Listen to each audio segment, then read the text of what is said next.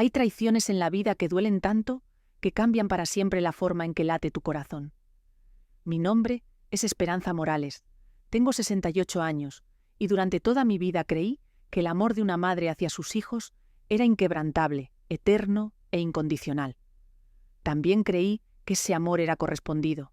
¡Qué ingenua fui! Soy viuda desde hace 8 años, cuando mi querido esposo Miguel falleció de un infarto repentino que nos dejó a todos destrozados. Durante 42 años de matrimonio, construimos juntos una vida hermosa en nuestra casa de 2 plantas en el corazón de Puebla. Esa casa de muros gruesos y patios llenos de geranios rojos que Miguel me regaló cuando nació nuestro único hijo, Eduardo. Eduardo, mi niño, mi orgullo, mi razón de existir durante 45 años. Fue un embarazo difícil que casi me cuesta la vida, pero Dios me bendijo con ese bebé hermoso que llenó cada rincón de nuestra casa, con risas y travesuras. Lo crié con todo el amor que una madre puede dar. Sacrifiqué mis propios sueños para asegurarme de que él tuviera todo lo que necesitaba. Cuando quiso estudiar ingeniería en la universidad privada más cara de la ciudad, Miguel y yo vendimos nuestro pequeño negocio de abarrotes para pagar sus estudios. «Mijo», le decía mientras empacaba su lonchera cada mañana durante la universidad, «tú eres nuestra inversión más importante. Algún día serás un hombre exitoso y tu papá y yo estaremos tan orgullosos». Y lo estuvimos. Eduardo se graduó con honores, consiguió un trabajo excelente en una empresa multinacional y a los 35 años ya tenía una posición gerencial que le permitía vivir muy bien.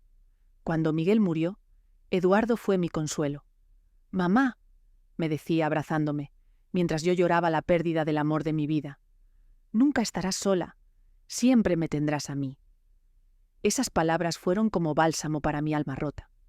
Durante los primeros años de mi viudez, Eduardo me visitaba religiosamente cada domingo, me llevaba al mercado, arreglaba lo que se descomponía en la casa y me hacía sentir que aún tenía familia. Pero todo comenzó a cambiar hace 3 años, cuando Eduardo conoció a Valeria.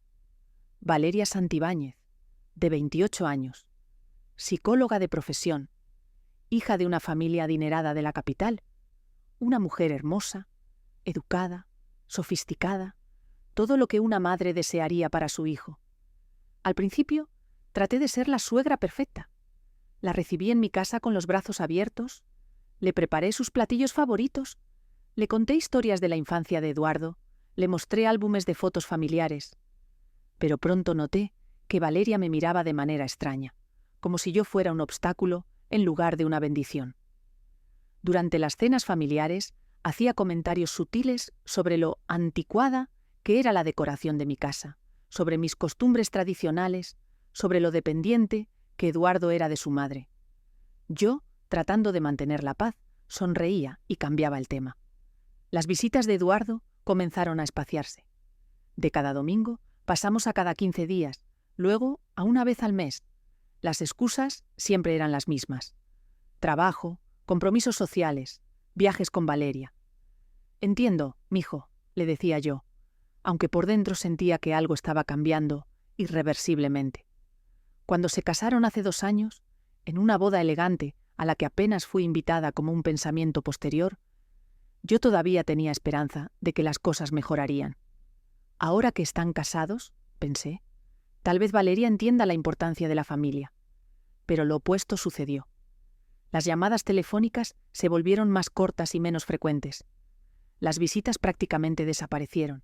Y cuando venían, Valeria se quedaba en el auto mientras Eduardo entraba rápidamente, me daba algo de dinero para gastos y se iba en menos de 1 hora. Ya no era mi hijo quien me visitaba. Era un extraño cumpliendo con una obligación molesta. El golpe más duro llegó hace 1 año, cuando nació mi nieta, Sofía.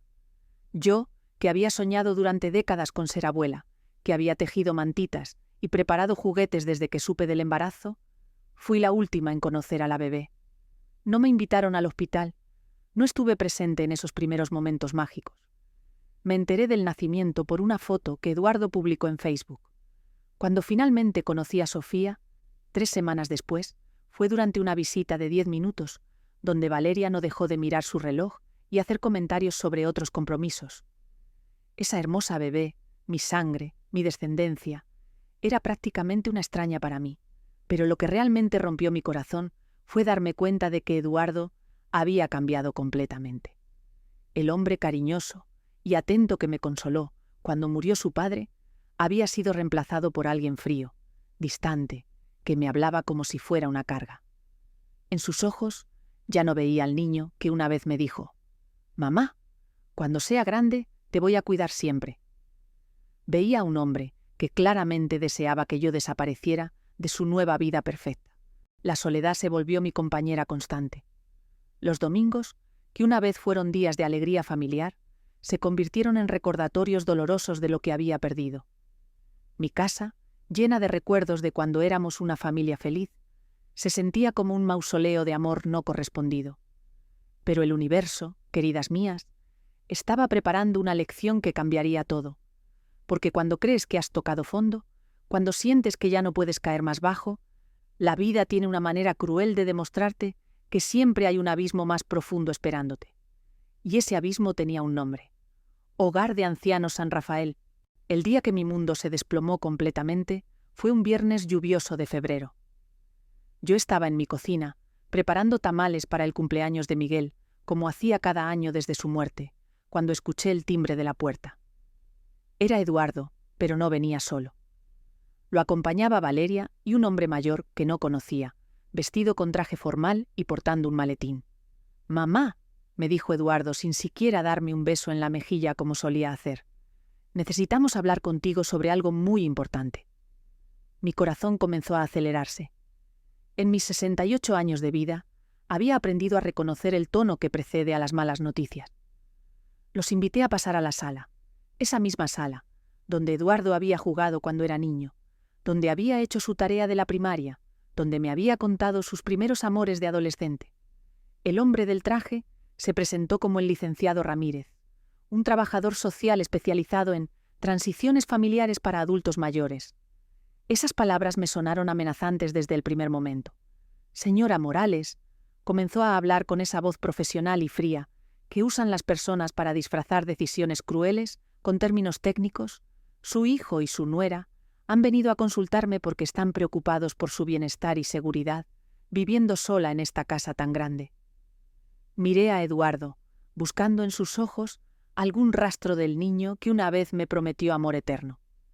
Pero lo que vi fue la mirada esquiva de alguien que no puede enfrentar lo que está haciendo.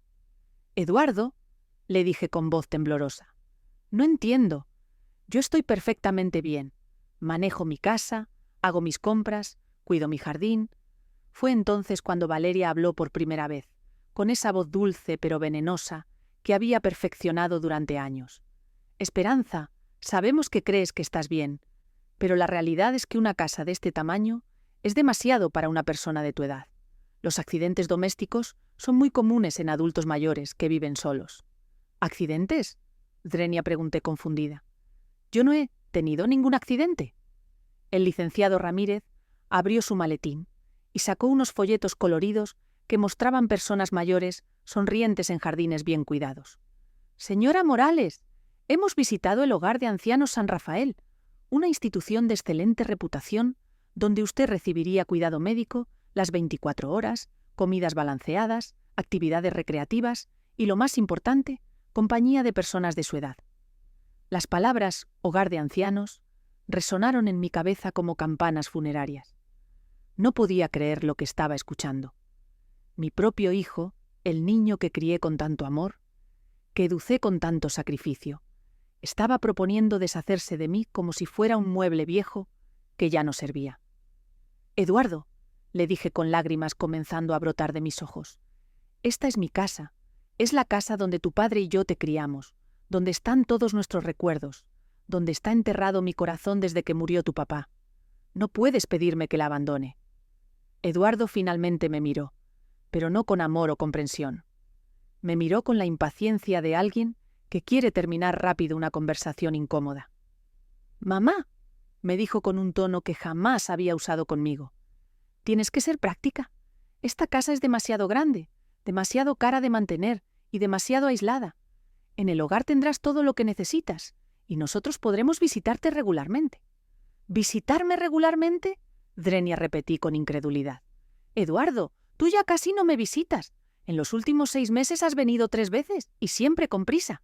Valeria intercambió una mirada con Eduardo que no pasó desapercibida para mí. Era la mirada de 2 personas que habían planeado esto cuidadosamente, que habían discutido mi futuro sin consultarme, que habían tomado decisiones sobre mi vida como si yo fuera una niña incapaz de pensar por sí misma. Esperanza, dijo Valeria con esa falsa dulzura. Entendemos que esto es difícil, pero piénsalo. No más preocupaciones por la limpieza, la cocina, las reparaciones de la casa. Podrás relajarte y disfrutar de tus años dorados. «¿Mis años dorados?», repetí amargamente. «¿Y qué pasará con mi casa? ¿Con las plantas que cuido desde hace décadas? ¿Con el cuarto de tu padre, Eduardo, que he mantenido exactamente como él lo dejó?». El licenciado Ramírez respondió con la eficiencia de alguien que había tenido esta conversación muchas veces. La casa puede ser vendida para costear los gastos del hogar. Es una inversión inteligente en su futuro cuidado. Ahí fue cuando entendí completamente lo que estaba pasando. No era preocupación por mi bienestar, era conveniencia para Eduardo y Valeria. Querían que yo desapareciera discretamente de sus vidas, que dejara de ser un recordatorio incómodo de obligaciones familiares, que liberara el activo de mi casa para que ellos pudieran seguir adelante sin la carga de una madre viuda.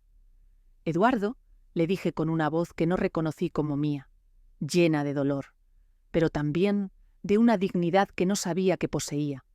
Durante 45 años, desde el día que naciste, cada decisión que tomé fue pensando en ti. Tu padre y yo sacrificamos todo para darte la mejor vida posible. ¿Y así es como me lo agradeces? ¿Enviándome a morir entre extraños?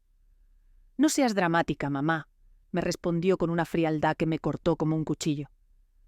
No vas a morir, vas a estar bien cuidada. ¿Bien cuidada? Drenia, grité. Y fue la primera vez en mi vida que le grité a mi hijo. Bien cuidada es lo que una madre hace por su hijo durante toda su vida. Bien cuidada es lo que yo esperaba de ti, cuando ya no pudiera cuidarme sola. Valeria se levantó del sillón con expresión molesta.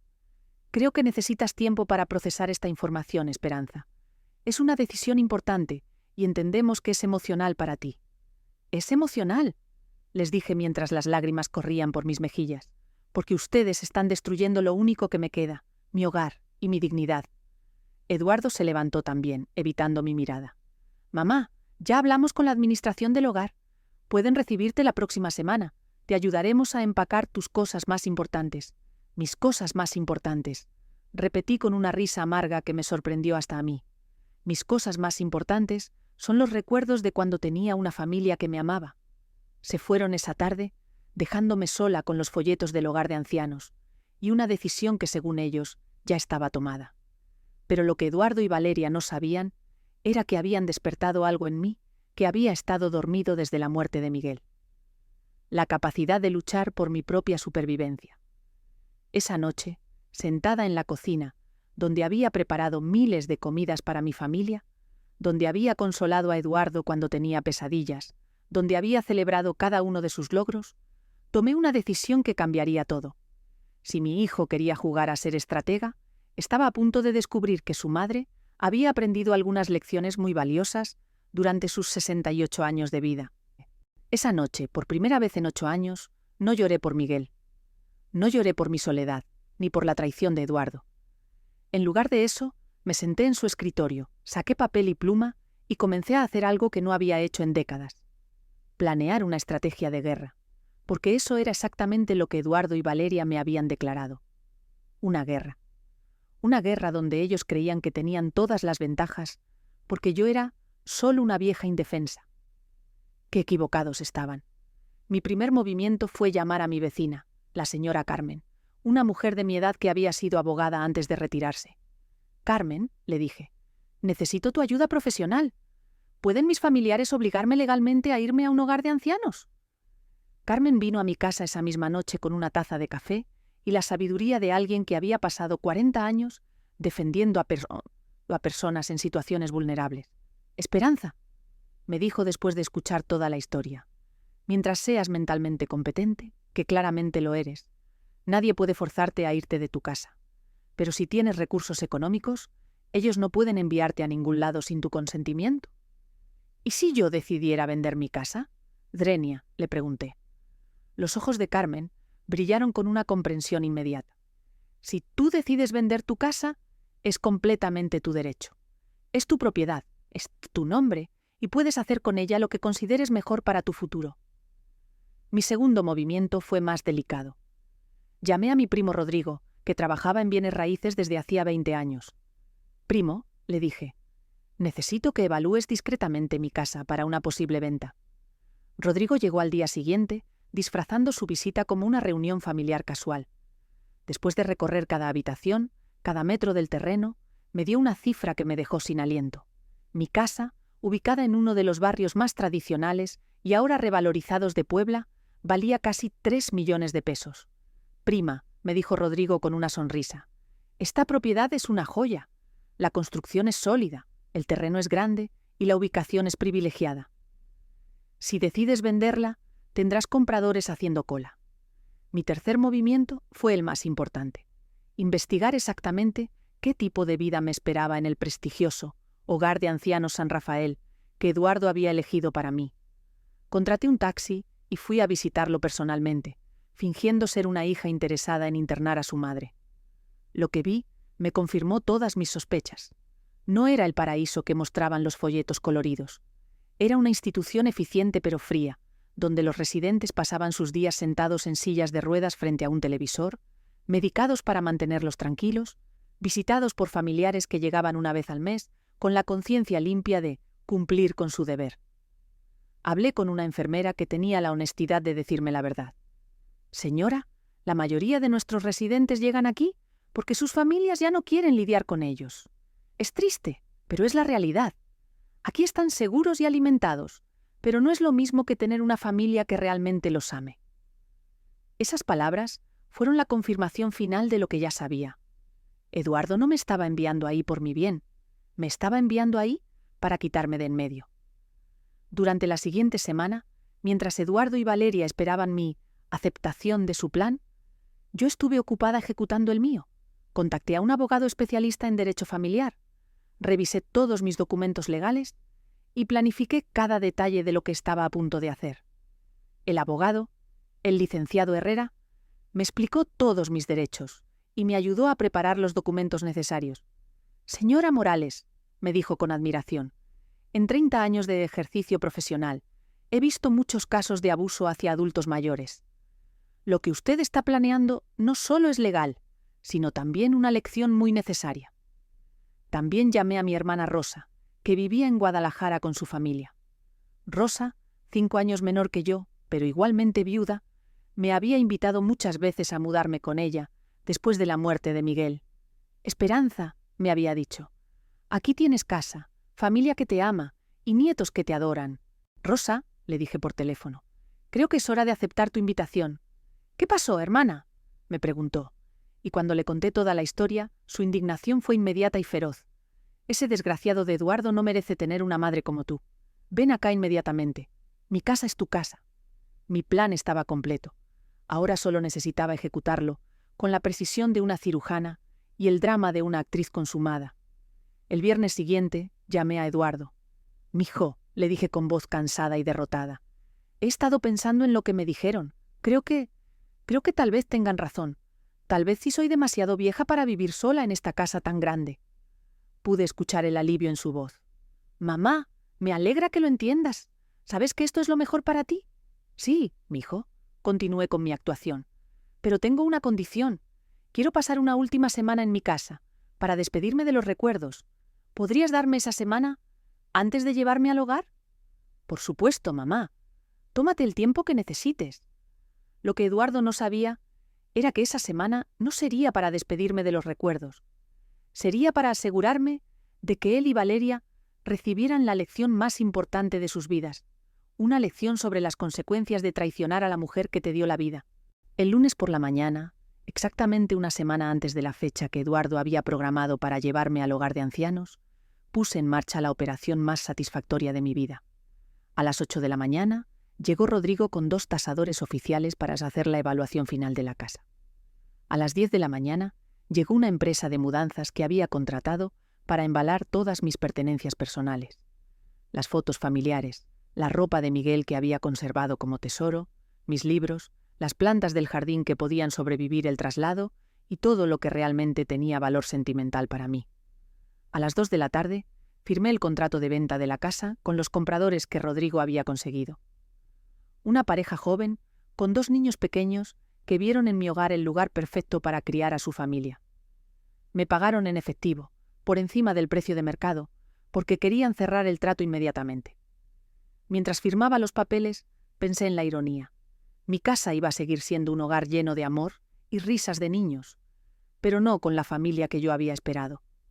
A las 4 de la tarde, transferí el dinero de la venta a una cuenta bancaria nueva que había abierto exclusivamente a mi nombre. 3 millones de pesos, más dinero del que había visto junto en toda mi vida. Dinero que me garantizaba no solo independencia, sino poder. A las 6 de la tarde, llamé a Eduardo. «Mijo», le dije con voz tranquila, «necesito que vengas a la casa. Hay algo importante que tengo que mostrarte». Eduardo llegó 1 hora después, acompañado de Valeria, esperando encontrar a una madre resignada, empacando tristemente sus últimas pertenencias. En lugar de eso, me encontraron sentada en la sala completamente vacía, vestida con mi mejor traje, maquillada y peinada como para una ocasión especial. «Mamá», dijo Eduardo mirando alrededor confundido, «¿dónde están todos los muebles? ¿Qué pasó aquí? Siéntense», les dije señalando las únicas 2 sillas que había dejado específicamente para este momento. «Tengo algo muy importante que contarles». Valeria se veía incómoda, sus ojos examinando la casa vacía, con una expresión que no podía descifrar aún. «Eduardo», comencé con la misma voz tranquila que había usado para enseñarle las lecciones más importantes de la vida cuando era niño, «durante 45 años me dediqué completamente a ser tu madre. Sacrifiqué mis sueños, mi carrera, mis ambiciones personales para asegurarme de que tú tuvieras todo lo que necesitabas para ser exitoso». «Mamá, ya sabemos esto», me interrumpió con impaciencia. «No me interrumpas», le dije con una firmeza que lo hizo callar inmediatamente. Durante 45 años, creí que estaba invirtiendo en un hijo que algún día cuidaría de mí con el mismo amor que yo le di a él. Creí que estaba creando un vínculo familiar que duraría toda la vida. Saqué de mi bolsa los papeles que había preparado cuidadosamente. Pero la semana pasada me demostró que estaba equivocada. La semana pasada descubrí que el hijo al que dediqué mi vida ve a su madre como una carga inconveniente de la que hay que deshacerse. «Mamá, no es así». «Drenia», comenzó Eduardo, pero lo detuve con una mirada. «Eduardo Antonio Morales», dije usando su nombre completo, como hacía cuando era niño y había hecho algo muy malo. «Tú y tu esposa decidieron que yo debía ir a un hogar de ancianos para su conveniencia. Decidieron vender mi casa para pagar esa institucionalización que yo nunca solicité». Valeria finalmente habló. «Esperanza, todo esto es por tu bien». «No», Dreni, grité con una fuerza que me sorprendió hasta a mí. «Todo esto es por su bien, por la conveniencia de ustedes, para que puedan vivir sus vidas perfectas sin la molestia de una suegra viuda». Les mostré los primeros papeles, el contrato de venta de la casa. «Pues bien, resulta que ustedes tenían razón en una cosa. Esta casa sí necesitaba ser vendida, así que la vendí». Eduardo tomó los papeles con manos temblorosas. Cuando leyó la cifra de la venta, su rostro perdió todo el color. 3 millones de pesos, continué con satisfacción. Resulta que la casa que ustedes querían vender para internarme valía mucho más de lo que imaginaban. Pero mamá, tartamudeó Eduardo, se suponía que ese dinero era para tu cuidado en el hogar». «Ah, sí, mi cuidado», dije con una sonrisa que no había sentido en meses. «Tienes razón, ese dinero sí va a ser para mi cuidado, pero no en el hogar que ustedes eligieron». Saqué los segundos papeles, mi boleto de autobús a Guadalajara y los documentos de mi nueva cuenta bancaria. «Mañana en la mañana me voy a vivir con mi hermana Rosa, quien sí me ama y sí me quiere en su familia. Con estos 3 millones de pesos, no solo puedo costear mi propia vida sin ser una carga para nadie, sino que puedo vivir con dignidad, independencia y rodeada de personas que realmente me valoran». Valeria se puso de pie bruscamente. «Esto es ridículo, Esperanza. No puedes simplemente irte y llevarte todo el dinero. ¿No puedo? Component Placement, le pregunté con una calma helada. Querida Valeria, esta era mi casa, a mi nombre, comprada con el trabajo de mi esposo y mío. Cada peso de esa venta me pertenece legalmente. Consulté con abogados para asegurarme. Eduardo estaba en shock. Mamá, esto no estaba en nuestros planes. Exacto, le dije levantándome de mi silla con una dignidad que no había sentido en años. No estaba en tus planes, pero resulta que yo también puedo hacer planes. Y mi plan es vivir el resto de mi vida rodeada de familia que me ama, no en una institución elegida por un hijo que se avergüenza de mí. No, nos avergonzamos de ti, protestó Eduardo débilmente. ¿No? Drenia, le pregunté. Entonces dime, Eduardo, ¿cuántas veces has traído a Valeria y a mi nieta a visitarme en los últimos 6 meses? ¿Cuántas veces me has incluido en sus planes familiares? ¿Cuántas veces me has tratado como a una madre amada, en lugar de como a una obligación molesta? El silencio que siguió fue la respuesta más elocuente. Pensé que no, continué. Pues bien, ahora ya no tendrán que lidiar conmigo nunca más. Pueden vivir su vida perfecta, sin la inconveniencia de una madre que los avergüenza. Caminé hacia la puerta, donde habían llegado Rosa y su hijo mayor para ayudarme con las últimas cosas. «Mamá, espera», dijo Eduardo con voz desesperada. «Podemos hablar de esto, podemos encontrar otra solución». Me volteé hacia él una última vez. «Eduardo, durante 45 años estuve disponible para hablar contigo sobre cualquier cosa. Pero ustedes no quisieron hablar. Quisieron decidir por mí, sobre mí, sin mí. Ahora es demasiado tarde para conversaciones. ¿Y mi herencia?» Drenia Valeria. «Показывай, наконец, свою истинную природу». «Tu herencia», repetí con una risa amarga. «Querida, la herencia se gana con amor, respeto y cuidado hacia los padres. Ustedes eligieron el camino de la conveniencia y el abandono. Esta es su herencia». Les entregué un sobre final, una carta que había escrito para ellos. En esta carta están las direcciones y teléfonos de donde voy a vivir. Si algún día Eduardo decide que quiere recuperar a su madre, si algún día decide que el amor familiar vale más que la conveniencia social, estaré ahí. Pero será bajo mis términos, no los suyos. Rosa me abrazó con lágrimas en los ojos. «Hermana, estoy tan orgullosa de ti». Mientras caminaba hacia el auto que me llevaría a mi nueva vida, escuché a Eduardo gritando detrás de mí. «¡Mamá, no puedes hacer esto!». Me detuve sin voltearme. «Sí puedo, Eduardo, y ya lo hice». Esa fue la última vez que pisé la casa, donde había sido feliz durante 42 años de matrimonio, pero también la primera vez en 8 años que me sentí verdaderamente libre. 6 meses después de aquel día que cambió mi vida para siempre, estoy sentada en el jardín de la casa de mi hermana Rosa en Guadalajara, escribiendo esta historia no como una víctima, sino como una mujer que aprendió que nunca es demasiado tarde para recuperar tu dignidad y reescribir tu destino. Mi nueva vida aquí ha sido una revelación. Rosa y su familia me recibieron con los brazos abiertos, no como una carga, sino como una bendición. Sus hijos, mis sobrinos, me tratan con el cariño y respeto que Eduardo había olvidado cómo dar. Mis sobrinos nietos me llaman Abuela Espe y corren a abrazarme cada vez que llego de mis actividades diarias. Porque sí, queridas mías, tengo actividades diarias.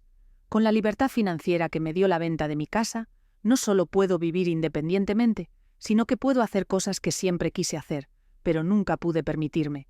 Me inscribí en clases de pintura en el Centro Cultural, participo en el grupo de lectura de la biblioteca local y 2 veces a la semana ayudo como voluntaria en un comedor comunitario donde cocino para familias necesitadas. Por primera vez en décadas, mi vida no gira alrededor de las necesidades de otros. No espero llamadas que no llegan, no preparo comidas que nadie viene a comer, no limpio una casa vacía llena solo de recuerdos. Mi vida tiene propósito, dirección, y lo más importante, tiene alegría. El dinero de la venta de la casa no solo me dio independencia, me dio poder. Poder para elegir cómo vivir, dónde vivir, con quién vivir. Poder para no ser una víctima de las decisiones de otros sobre mi futuro.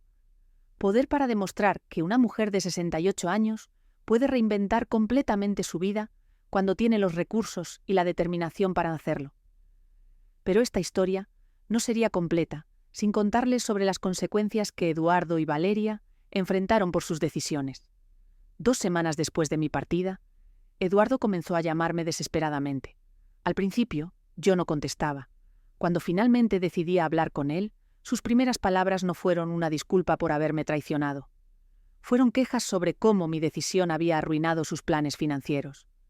«Mamá», me dijo con voz de niño caprichoso, «no es justo que te hayas llevado todo el dinero.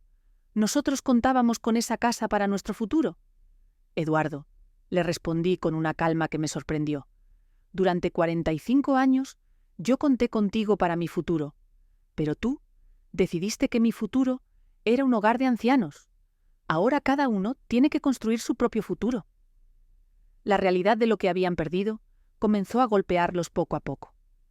No era solo el dinero de la casa, era la red de apoyo que yo había representado durante décadas. Cuando Valeria se enfermó y necesitó que alguien cuidara a la niña, no tenían a la abuela disponible las 24 horas.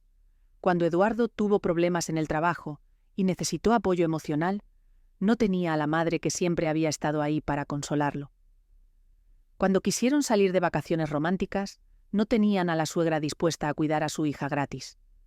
Descubrieron que reemplazar todos los servicios que yo había dado voluntariamente durante años tenía un costo muy alto. Las niñeras, las empleadas domésticas, los cuidadores de emergencia, los consejeros emocionales, todo eso cuesta dinero que ellos no habían considerado en su presupuesto. Pero la consecuencia más dura para Eduardo fue social. Nuestra comunidad en Puebla era pequeña y unida. La historia de cómo había tratado de enviar a su madre a un hogar de ancianos para quedarse con su casa se extendió como fuego. Las amigas de la iglesia, las vecinas del barrio, las maestras de la escuela donde yo había trabajado, todas conocían la historia. Eduardo, que siempre había sido respetado como un buen hijo, se convirtió en el ejemplo de lo que no se debe hacer con los padres mayores. En las reuniones familiares, en las fiestas del trabajo, en los eventos sociales, la gente lo miraba diferente. No era solo desaprobación, era decepción. Mi hermana Rosa me contó que se había encontrado con una prima de Eduardo en el mercado y que ésta le había dicho: «No puedo creer que Eduardo haya hecho eso. Su madre era una santa». Después de todo lo que ella sacrificó por él, esa es la cosa sobre las acciones. Pueden parecer convenientes en el momento, pero las consecuencias sociales pueden durar para siempre. Hace 3 meses, Eduardo apareció en la casa de Rosa sin avisar. Había manejado 5 horas desde Puebla para venir a hablar conmigo. Llegó humilde, avergonzado, cargando flores y una carta que había escrito. «Mamá», me dijo con lágrimas en los ojos, «me di cuenta de lo que perdí. No solo perdí tu casa, perdí a mi madre, perdí a la persona que más me amaba en el mundo». Fue difícil verlo así, porque por más traicionada que me hubiera sentido, seguía siendo mi hijo. Pero también fue satisfactorio saber que finalmente entendía la magnitud de sus decisiones. «Eduardo», le dije, «durante meses esperé una disculpa sincera, una muestra de arrepentimiento genuino. Pero tus primeras preocupaciones fueron sobre el dinero, no sobre el daño que me hiciste». «Lo sé, mamá. Estaba confundido, asustado por los cambios económicos. Pero ahora entiendo que no hay nada más valioso que la familia». «¿Y Valeria?», Drenia, le pregunté. «Porque esto no fue solo tu decisión». Eduardo bajó la mirada. «Valeria y yo estamos en terapia matrimonial. Ella está aprendiendo sobre la importancia de la familia extendida en la cultura mexicana. Se dio cuenta de que perdió una aliada valiosa en ti». La conversación duró horas. Eduardo me pidió perdón genuinamente. Me explicó cómo se había dado cuenta de su error. Me prometió que si yo regresaba a Puebla, nunca más hablaría de hogar de ancianos ni me faltaría el respeto. Pero yo ya había aprendido una lección muy importante. El respeto no se pide, se gana. Y se mantiene con acciones consistentes, no con promesas desesperadas. «Eduardo», le dije finalmente, «te perdono porque eres mi hijo y porque veo que tu arrepentimiento es sincero. Pero perdón no significa que las cosas vuelvan a ser como antes. Yo construí una nueva vida aquí, una vida donde soy valorada y respetada todos los días, no solo cuando es conveniente. Pero podemos visitarnos, ¿verdad? ¿Puedo traer a Sofía para que conozca a su abuela?» «Puedes visitarme», le dije, «pero bajo condiciones claras. Vienes cuando yo te invite. respetas las reglas de esta casa y de esta familia que me acogió, y entiendes que ahora tienes que ganarte tu lugar en mi vida nueva. Eduardo aceptó todas mis condiciones. Ha venido a visitarme 3 veces desde entonces. Siempre respetuoso, siempre agradecido.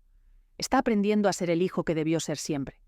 Pero la lección más importante de esta historia no es sobre el perdón o la reconciliación. Es sobre el poder que tenemos las mujeres mayores cuando decidimos no ser víctimas silenciosas de la conveniencia ajena. Durante 68 años, siempre puse las necesidades de otros antes que las mías. Primero las de mis padres, luego las de Miguel, después las de Eduardo. Creí que eso era lo que debía hacer una buena mujer, una buena esposa, una buena madre. Pero ahora sé que cuidar de otros no significa sacrificar tu propia dignidad. Amar a tu familia no significa aceptar ser tratada como una carga. Ser una buena madre no significa permitir que tus hijos adultos tomen decisiones sobre tu vida sin consultarte. A todas las mujeres que están escuchando esta historia, especialmente a aquellas que se sienten solas, olvidadas o menospreciadas por familias que dan por sentado su amor incondicional, quiero decirles esto. Nunca es demasiado tarde para recuperar tu poder. Ustedes tienen más recursos de los que creen. Tienen más opciones de las que les han hecho creer. Y tienen todo el derecho del mundo a exigir el respeto que merecen, sin importar la edad que tengan. Mi nombre es Esperanza Morales. Tengo 68 años. Y esta es la historia de cómo dejé de ser una víctima para convertirme en la protagonista de mi propia vida. ¿Y saben qué es lo más hermoso de todo esto? Que mi historia apenas está comenzando.